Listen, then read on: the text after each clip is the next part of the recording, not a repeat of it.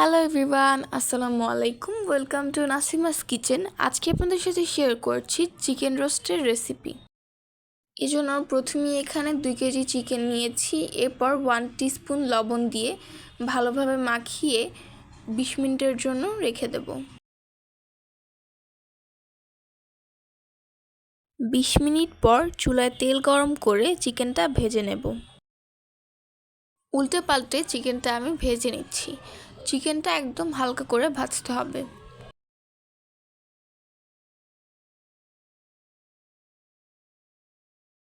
এরপর একটি প্যানে তেল গরম করে নিচ্ছি। এরপর এতে অ্যাড করছি 1 কাপ পেঁয়াজ কুচি। পেঁয়াজটা নরম হয়ে এলে এতে অ্যাড করছি কয়েকটা দারচিনি, তেজপাতা, 8টা ছোট এলাচ এবং 2টা বড় এলাচ। এরপর অ্যাড করছি 1 টেবিল স্পুন রসুন বাটা। এরপর অ্যাড করছি 2 টেবিল স্পুন পেঁয়াজ বাটা, 1 টেবিল স্পুন আদা বাটা।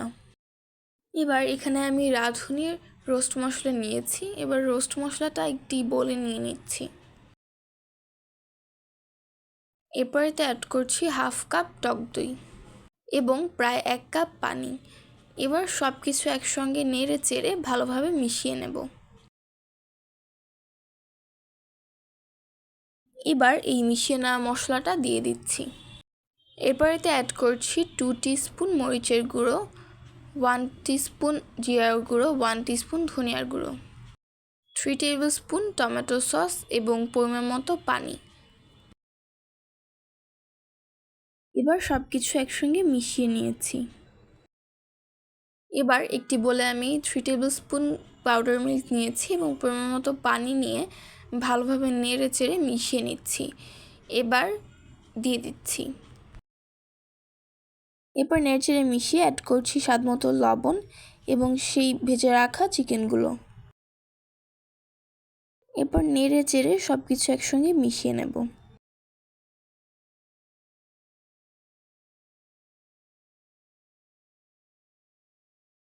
তৈরি হয়ে গেল মজাদার চিকেন রোস্ট। এই রেসিপিটি আপনারা চাইলে খুব সহজেই অল্প সময় তৈরি করে নিতে পারেন। আজকের ভিডিওটি এই পর্যন্তই। দেখা হচ্ছে নেক্সট ভিডিওতে। আল্লাহ হাফেজ।